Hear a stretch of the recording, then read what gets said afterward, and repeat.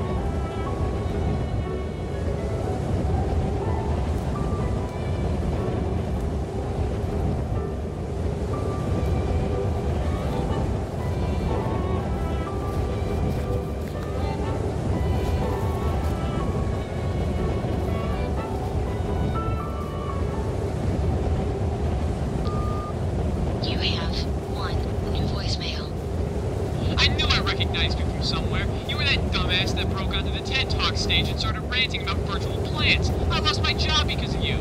Boss said I was incompetent. Couldn't even stop a moron who was half out of it. Despite the dumb stuff you pulled in the past, I thought you were an alright dude. Guess I was wrong. Don't bother calling back. End of voicemail.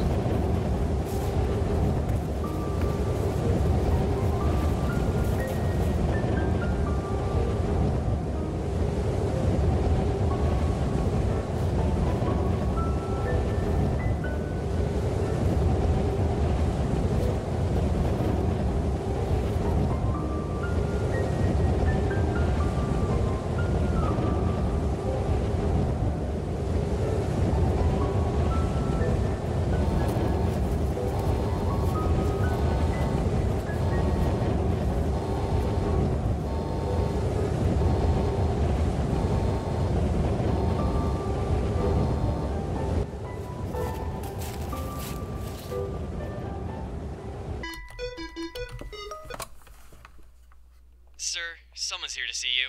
I'm busy. Tell them to come back another day. He says it's urgent. I don't care. Tell him to leave. We can't. And why's that? He barricaded the door with copies of Crayola Treasure Adventures. Send him up. Whoa, whoa, whoa, what the hell? How did you even get in here? Didn't security stop you? You're on the blacklist. I think you mean the lacklist. The what?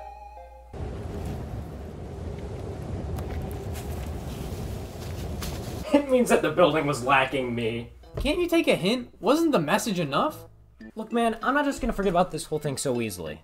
You're not gonna forget about this so easily. You got me fired from my last job for being an idiot. How much alcohol does someone have to drink to be that intoxicated? Who said anything about alcohol? Sir! Sir, you need to leave now! Oh, picky boys! The pipes! The pipes! Look, dude, I already told you to piss off. Yeah, I know. So you came here to mock me? I came here to apologize. Wow, really now? So you had a change of heart. That's great, but frankly, I don't care. You aren't the first skinny white boy virgin with brown hair and an obsession with video games that I've had to deal with.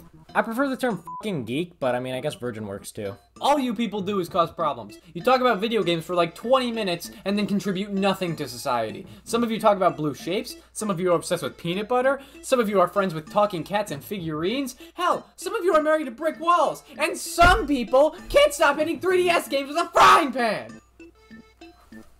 No. You people are a nuisance, which is why I've decided to solve the problem once and for all. Wait, what are you planning to do? I've recently been promoted, and I'm gonna be changing a few things around here. First off, by taxing you geeks for playing so many damn games. Whoa, hold on. You're what? Can you even legally do that? This is a federal agency. You're just one part of it. Dude, we live in a world where my job experience as a security guard transfers over to being a federal agent. I'm sure our janitor Steve could run for president if he wanted to. Not to mention that people of your variety are spreading virginity around to become a nationwide issue. It won't take much convincing to tax you 8-bit loving weirdos. Wait, no, you can't do that. Can't I? Look, I can maybe get doing it to me, but everyone else? Some people just play games casually. Don't you play games too? What are you gonna do when you can't play the tax radish game anymore?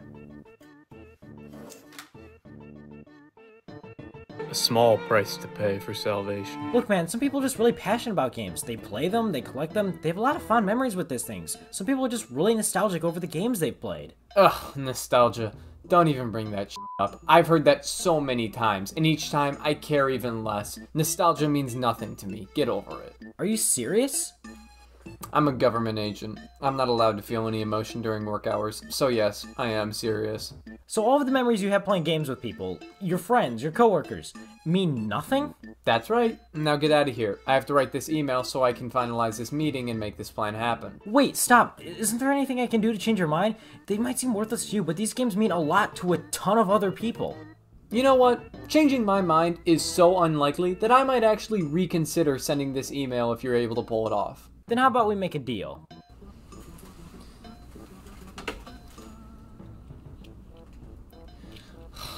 Fine. What is it? If I can convince you that these games really do mean a lot to other people, then you don't send that email. And if you don't? Then you send the email and you put me back under house arrest.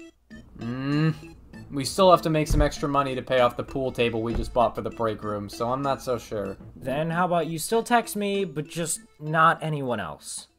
Sounds like a deal, Pick Boy. Now get talking. You don't have much time. Alright, let me get started.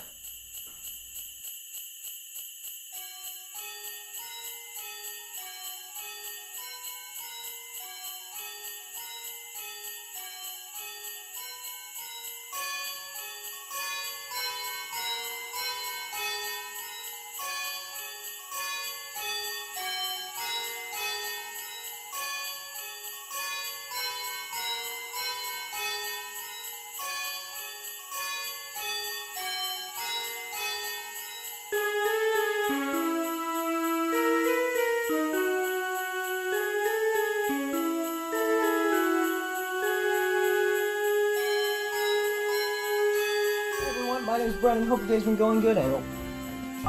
Hey Pikmin is a bomb-ass game. It's probably the best Pikmin. They came to my home the other day and confiscated my GameCube and part of my collection, which means I need a way to get them back! Yeah? If that's the case, then I'm gonna need you to sign this restraining order because I want you nowhere f***ing near me.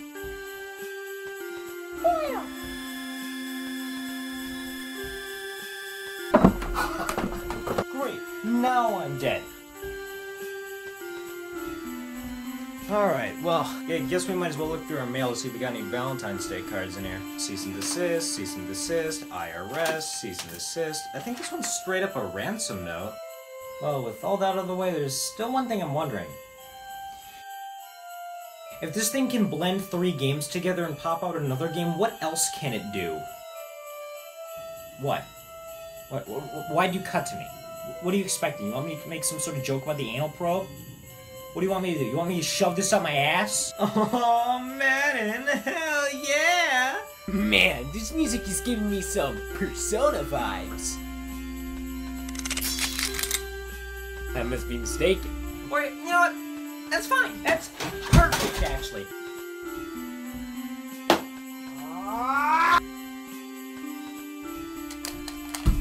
Why? Okay, so you gonna get started? You've just been sitting here awkwardly for the past couple of minutes. Oh, yeah, sorry, my bad. Games have been around for a long while now, and people of all different ages have grown up playing them. From old school arcades, to home computers, to the simple Pong consoles, and to the consoles from companies like Atari, Nintendo, Sega, PlayStation, Xbox, and... How the hell did you get into this list? I mean, just imagine it, man. Some of us are in our teens, some are 20s, some just starting to get into gaming, and there are some who are in their 40s and 50s who've been around to grow up with the medium and see how it's changed and evolved with each new generation. We all love and appreciate the same medium of entertainment as each other, so while there might be a difference in the age of gaming we grew up in, game preferences, and experience, we all still love this hobby of ours. We all love video games at the end of the day. This is something I think even the best kind of game developer can understand and even relate to. On my business card, I am a corporate president. In my mind, I am a game developer. But in my heart, I am a gamer. Yeah, we're all gamers at the end of the day. Why fight when you can street fight? Why hate when you can hate awful boyfriend? Why learn when you can learn with Sonic? You sound like someone's grandparents trying to sound hip with the kids. I hope you realize that, right? But I am hip. Look, just try and keep an open mind, okay? No guarantees. Now get back to talking. Let me take you down a little street that I like to call Memory Lane. Trust me, it's a good neighborhood. And no, I'm not just talking about people my age, people slightly younger, people slightly older. I'm talking about everyone. If you grew up playing games at any point, arcades, early home consoles, and the introduction of 3D, the turn of the century, maybe even the past 10 years, I've got you covered. To start things off, let's go back to a little time I like to call the late 70s through mid 80s, where disco and tie-dye was the yes, I'm out of touch and don't know what the fad was at this time, and video game arcades were starting to rise in popularity. Maybe it was during the school year, maybe during summer break, but you and maybe a couple of your goobers decided to ride up to the arcade with whatever spare cash you had on you. You might not have even had much between each of you, but you knew damn well you were going to make every quarter count. Just being in an atmosphere like this was so welcoming and just generally cool to be around. These places were a prime hangout spot at the time for some degenerate gamers looking to spend an afternoon. Trying to aim for that high score, aiming to go for as long as possible in order to use every quarter to the fullest. Make every moment in the arcade matter, and let the fun last for as long as possible. Says a guy who grew up playing a game about a talking hedgehog and an encapsulated monkey. Hey, I might not have grown up in the era when these first became a big thing, but it doesn't mean it's hard to get into the mindset of the people who did. Well, yeah, I obviously didn't grow up in this era. I mean, look at me. I visited my fair share of old school arcades in my time and can kind of understand that vibe people might have gotten when playing in them originally. The first time I ever went to a place like this was at a local barcade, of course focusing on the arcade aspect and less so the bar aspect, because again, look at me. They had old arcade machines lining the walls on both sides of the room, with a bunch in the middle as well. There's even a patio outside where you could play Smash 64. Another one I went to had two sections of the place. The first was room packed to the brim with arcade machines. There were a ton of them. And then if I remember correctly, the other room had some stuff that you generally see in that one rich uncle's basement who had way too much time and money on his hands, a little seating area, some miscellaneous games I can't remember the specifics of, and a pool table. In this area though, there was also a little lounge and an N64 to play some old games on it. It was really neat. My point with all this is that even though arcades definitely aren't as big as they used to be, there are still some out there that are pretty fun to check out, and are probably a trip down memory lane for some people who frequented them back when they were big. You know what? I've got to admit, I've got to give you a round of applause on that one. Seriously? Seriously. You seriously did almost make me fall asleep, which would have prevented me from writing an email. Speaking of which... You really don't have any nostalgia towards old arcades? I really look that old to you? Isn't that a photo of you with Franklin D. Roosevelt?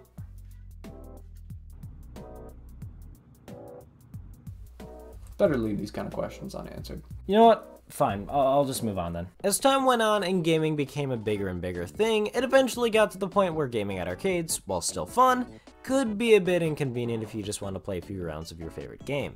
The solution? Say hello to the Fun Box. Now, while you did have playable games on some early home computers, accessible at-home gaming didn't become a bigger thing until dedicated game consoles started to roll around. I can only imagine how cool it would have been being a fan of arcade gaming, and then a few years later getting to see an advertisement for something like the NES or Genesis that could bring those experiences to your home. Even stuff as early as Pong consoles or early Atari games, those were probably pretty neat to see as well. While you still might have had some fondness for the experiences you got in arcades and went back there to play on occasion, these consoles opened up a whole new realm of gaming experiences. Now you can more easily play with your friends and family, you'd be able to use it during family gatherings or have some friends over and play with them.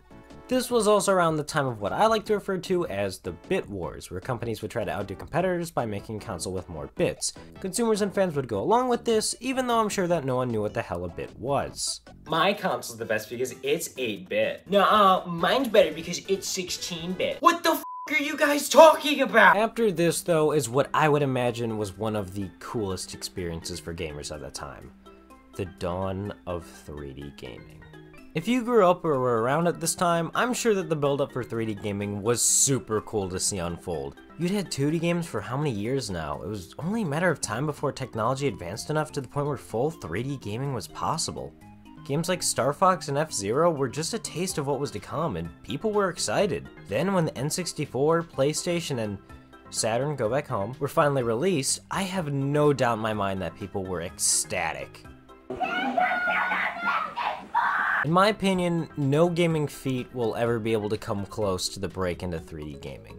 Graphics might improve, great new games might release, but being introduced to a completely new beast and type of game like this, having a new axis to play around with, will never come around again. This was a point in gaming history that no other would be able to compare to, and you gotta admit, that's pretty cool to think back on.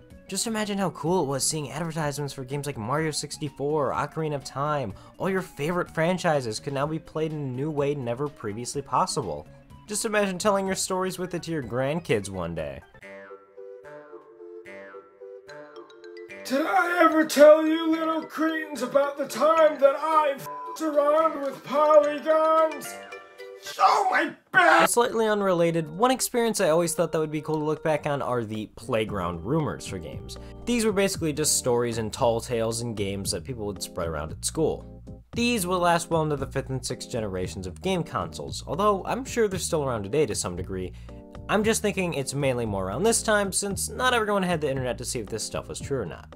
While the internet made things a lot more convenient with games, this is one aspect of pre-internet gaming that I'm sure a lot of people might miss to some degree.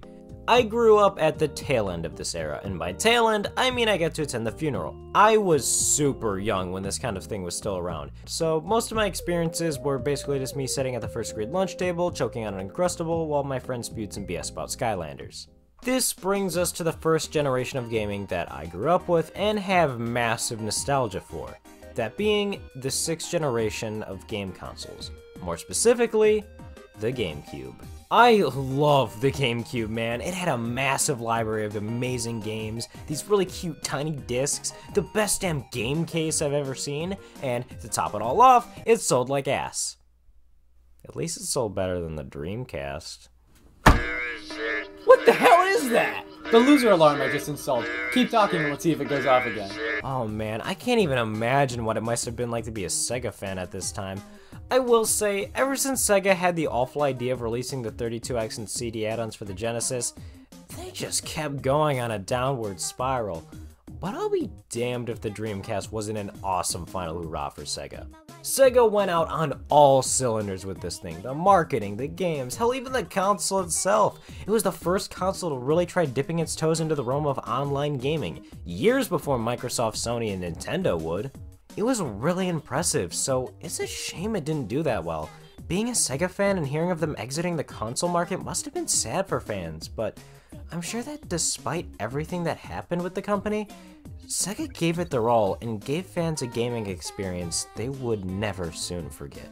Around this time, you also had the PS2 dominating sales and the original Xbox, which was Microsoft's entry into the video game console market. Being a PS2 fan was like living in luxury. A bunch of games were coming over to this thing due to its massive success, all apart from the fact that you could also watch movies and listen to CDs with the thing. The PS2 was a beast, and a beast that no other company at the time could even dream of coming close to in terms of pure sales. For Christ's sake, to this day, the PS2 is still the best-selling game console of all time. Still typing that email, huh? No, I took a break from that. Now I'm writing a letter to my lawyer reminding me to put a restraining order on you next time I meet with him. I'm getting sick of hearing GameCube this and NES that. Well, I'm glad we could agree on something. Hey, Bert, glad you can make it. Glad to be here. Who the hell let you in? Well,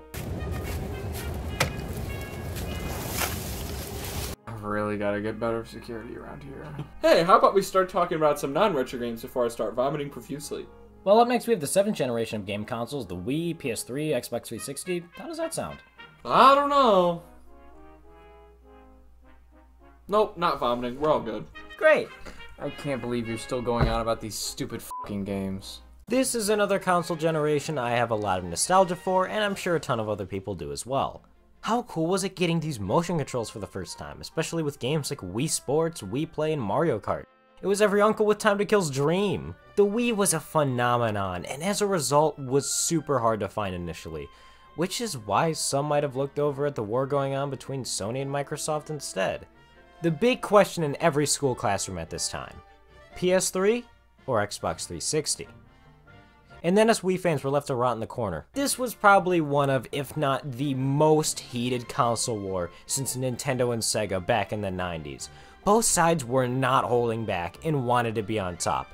It's the generation of consoles that made Xbox a household name and the original PS3 model a laughingstock. Not to mention that these two consoles are what really made online gaming, at least on consoles, as popular as it is now. Just think back to late night sessions playing games with their friends over the console's voice chat, or even something like Skype. Hell, some of us just talked with our friends over the home phone while doing this since we were too young or didn't know how to use the console's voice chat. Hey Kyle, out of curiosity, which side of the console war were you on? PC.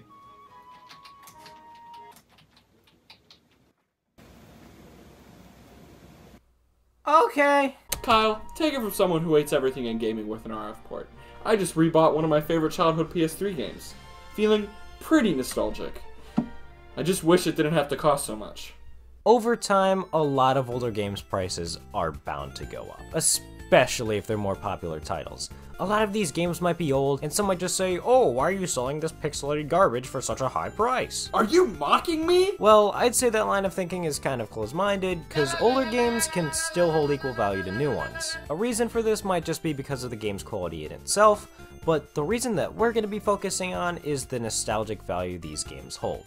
People obviously have fond memories growing up with these games, and so they probably want to revisit them at some point. I'm sure you might recall that years ago, NES, Genesis, N64, and original PlayStation games were all really expensive, but now the prices have kind of leveled out for the most part. That's because at that time, the people growing up with the systems were now at an age where they wanted to revisit them, and thus, the prices rose. That's basic economics, baby. Currently, the 6th generation of game consoles is the big nostalgia craze. I should know. The PS2, GameCube, and original Xbox are in right now, which means get ready to pay $110 for Wind Waker. Yeah, no thanks. The nostalgia craze for this generation of gaming has been going on for a few years now though, and I'd say that stuff like the Wii, Xbox 360, and PS3 are just around the corner. Yeah, I just looked it up. Prices have already started slowly going up for these kinds of games. What the hell? What? You've never had a computer talk to you before? Must be a first timer. No, that's just DB. I asked him to come along too. This computer virus is your friend? Hey man, don't be rude. He's not a computer virus. He's just a bit shy. But not shy enough to shut down your computer. What? Oh man, what do you know? It looks like I still got more time to talk, huh? Next up, we have the 8th generation of game consoles, the Wii U, PS4, and Xbox One. While these are still all fairly recent consoles in the grand scheme of things, there are definitely still a lot of people who grew up on these and have fond memories with them. Guess who? While the 360 and PS3 were what made online console gaming big, this is the generation that, in a sense, perfected online gaming. There's better and more accessible voice chat, as well as a whole new slew of online games to play. Even Nintendo put their hat into the ring with the launch of their new IP Splatoon. Not everyone could hang out in person and play games super easily, so a lot of us resorted to playing online games, opening a whole new world of gaming experiences to us. I have a lot of fond memories playing Splatoon with the friends I knew who owned a Wii U. Then when I got my hands on an Xbox One S, I got to spend even more time playing these games with my friends. Maybe you had a tough day at school or work and didn't have the energy to go out and hang out with people, but then you boot up the Xbox, notice all your friends in a party together, and all of a sudden your night gets a lot better. Oh, no, Brendan, you just freaking stole my kill. Yeah, let's go. A lot of us have even gotten to meet brand new people through some online games as well that we still talk to this day. Might sound stupid, but God knows where I'd be right now if it weren't for Splatoon. And just think about it, people playing more modern games right now are gonna look back on all of their experiences in gaming, both online and offline, and someday start getting nostalgic for them as well. In time, people are gonna look back fondly on stuff like the modern Assassin's Creeds, or some of the new FPS and Battle Royale games, stuff like Smash Ultimate, Splatoon 2, the modern Doom titles, Metroid Dread, Deltarune, the list can go on and on.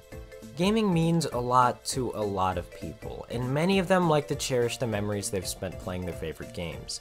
It could be a single-player RPG, an online FPS game, or an open-world adventure game. No matter what game it may be, someone is going to come back to it in a few years and get extremely nostalgic over it. You keep talking about how much these consoles meant to people and how much they look back so fondly on them, but how do I know you're not bullshitting all of this?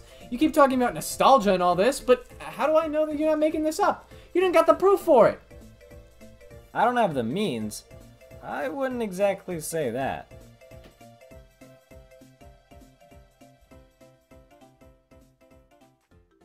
Take it away, DB.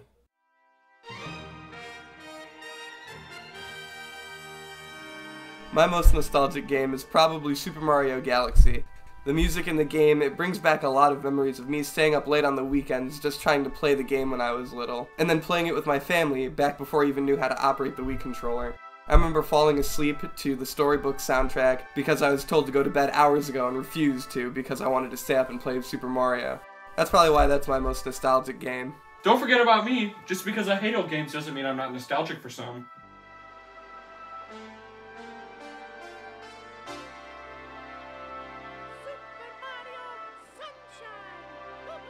The most nostalgic game for me has to be Super Mario Sunshine.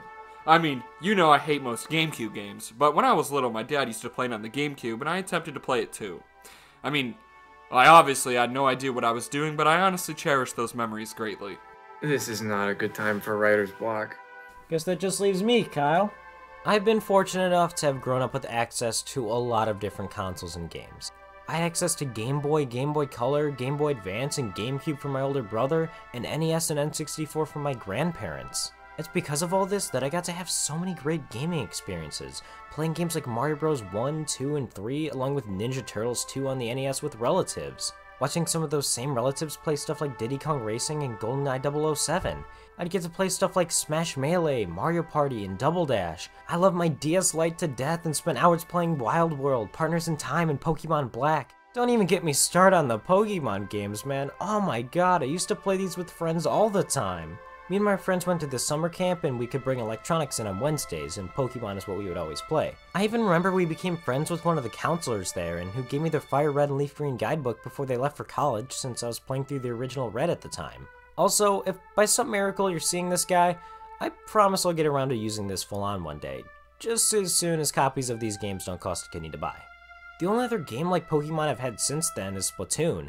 I've gotten to have so many great experiences and meet so many amazing people because of it. It's hard to imagine where I'd be now if I'd never picked up the first game back in 2015. There's so many more games I could bring up, and these are just scratching the surface of the ones that mean a lot to me. So do you get it now, man? This stuff means so much to people and will for years to come. Look, I feel terrible for what I did, and I'm sorry, but that doesn't mean you need to take your anger out on all these other people because of what happened. Even if I wanted to accept your apology, that doesn't disregard the amount of chaos people like you have caused. You mentioned that earlier, but I don't get what you're talking about. You think that you're a special case? That you're the only problematic game talker I've had to deal with? I've had nuisances like you trying to evade taxes, causing noise complaints, damaging their own possessions, talking to sentient objects that should by all sense be inanimate. Hell, even breaking the laws of physics. For Christ's sakes, you're friends with a talking computer! Granted, he is also a phone on occasion. Whatever! God, I'm almost glad that stupid scalper stole all your stuff. Wait, what? What, didn't you see the news? A scalper's been going around stealing stuff from stores. Then he ran out of stuff to scalp. Now he's breaking into different buildings. And you're putting taxing people for playing games as a higher priority than catching this guy? Bingo! Now get the hell out of my office. Damn, that melted fast. So that's it? You're just gonna give up? Give up? Man, you've known me longer than that. So what are you gonna do? The only thing we can do. We're gonna go catch a scalper. Wait, so you're doing this to get your games back? How's that gonna help? Quite frankly, I couldn't care about the games at this point. What I'm more concerned about is stopping Kyle from sending that email. If we can catch this guy and bring him in, then he might just reconsider doing it. I mean, I'm on board to help, but how the hell are you gonna pull this off? Like this. No way in hell they're gonna be able to pass this up. And if this wasn't convincing enough, we'll leave a trail to make it more enticing. But wait, don't you think he'd be done writing that email by now? I can't imagine it would take very long. Oh, don't worry, I got that taken care of. Or rather, DB does. Hey, beautiful. How's your day been going so far? How do I uninstall you? He should be kept busy for a good while.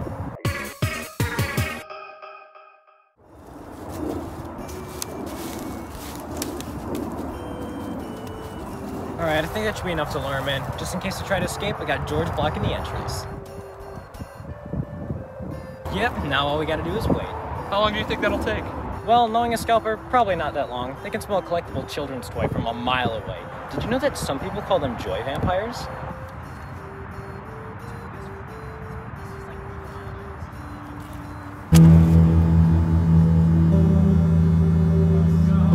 And that is how my grandpa learned that bark is actually edible. Hey! Hey, you! Oh, hey you, my name's Brendan. I hope your day's been going good. Clement, I saw the signs. Where are they? Where what? Oh, yeah, that's right. Well, yeah, about that. Put your hands in the air, dirtbag. So that's why you put all of that out. You really think you were the only ones to arm yourselves before you came here? I stocked up on Target's finest before I got here, you geek. So that's why there weren't any Pokemon cards left, you sick bastard! Sorry, friend. This is strictly business. You're just a minor nuisance on my way to making it to the top. Oh, you want to bet? Oh. Oh, I do. Oh, shit, it's there for nothing!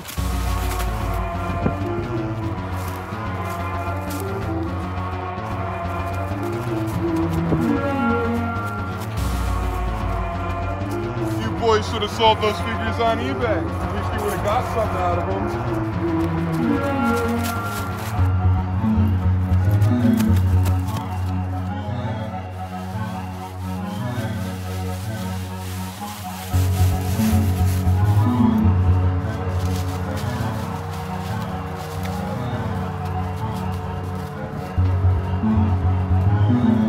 Boys won't get far. These boots were made for terrain like this.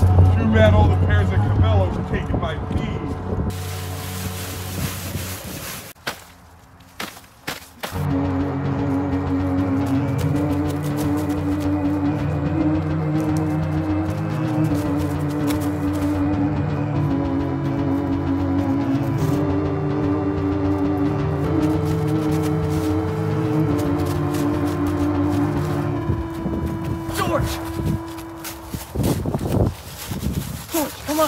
Come on, you cardboard son of a bitch, speak to me! Hit him hard with the box cutter, Porch. There's nothing we can do. So what do we do now? I know what you can do. You can give me anything of value right now, or I'll blast you with a super soaker in the dead of winter. Man, what the hell's your problem? Take all the from stores the second they're available. All for a quick buck? Half the you take is meant for kids. Did you drop your soul in the ice? What the hell's your problem? I know during the holidays too. Someone might be trying to find another kid during Christmas. Like I said before, it's nothing personal. I just gotta make money somehow. That's it. I'm tired of people like you, man. Come here.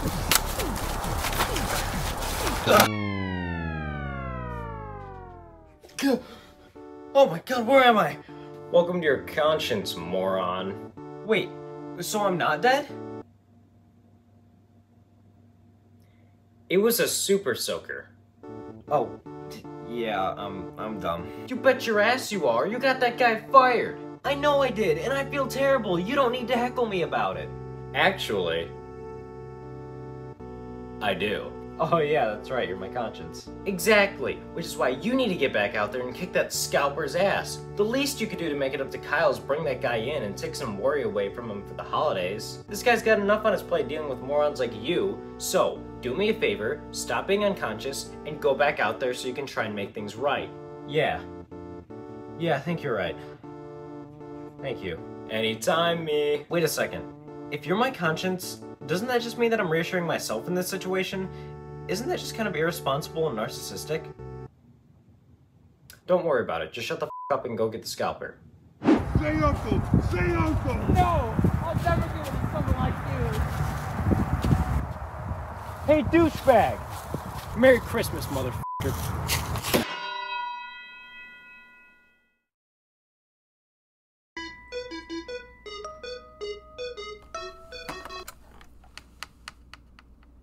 Sir, you have company. No, no, no. If it's them, tell them to leave.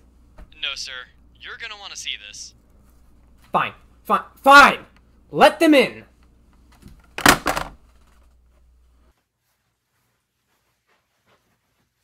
What do you goons want now? We brought you something. I'm so sorry again for what I did to you. I hope this makes the holidays a little less stressful for you.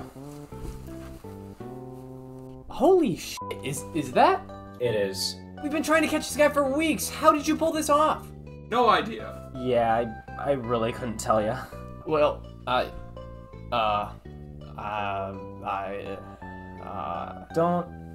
Don't worry about it. It was the least I could do considering what I did. Look, I'm sorry too. The whole reason I was going to send that email was out of spite. I shouldn't have taken my frustration out like that. That's on me. What you did was stupid and irresponsible, but maybe you and the other gamers aren't all bad. Come here. I will admit, that talk of nostalgia did remind me of some games I played when I was a little bit younger. Oh, really? Which games? Well, there was this one on the GameCube I had a lot of fond memories with. It was a multiplayer game, had like a monkey hanging from a street sign on the cover. Oh, ZooCube! You ever heard of that one? Yeah, I think I have. Well, anyways, I can take him off your hands. We'll be putting him away for a long time. Glad to hear. Now maybe some kids will actually be able to get some presents and enjoy some new stuff without people trying to scalp it all the damn time. Well, you guys should probably head out now while I take care of this stuff.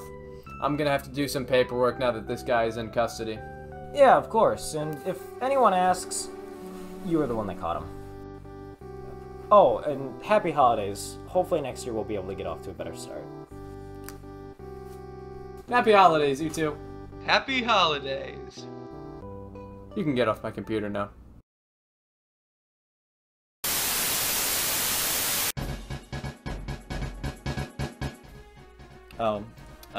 Hey everyone, it's Terry Tailbaiter here with Channel 31 News, and I have a special report for you tonight.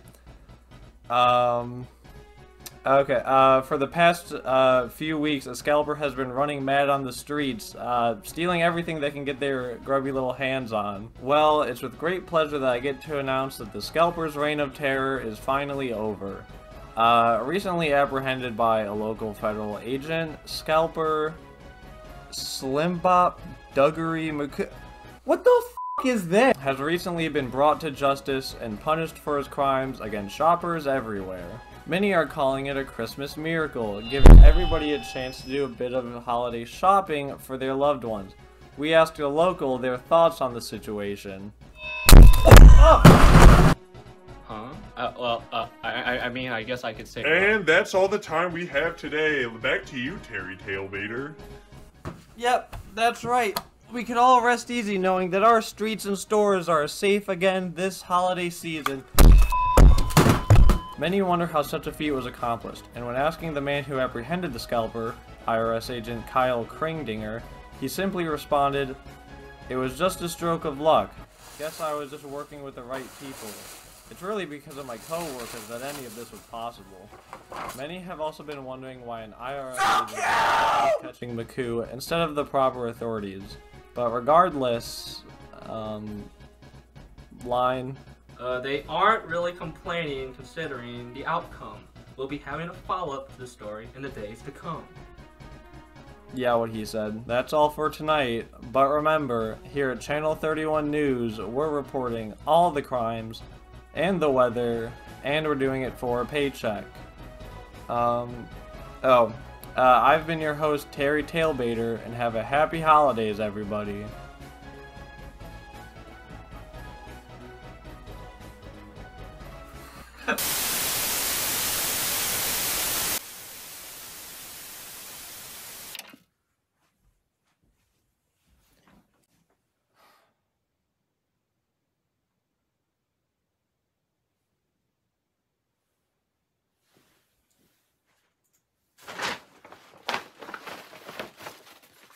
I know we haven't exactly had the best of history this past year or so, but I'm hoping that we can put all this behind us moving forward. Regardless, we found this with the rest of the scalper's stash, and I thought you'd finally like to have it back. Merry Christmas, you f***ing geek.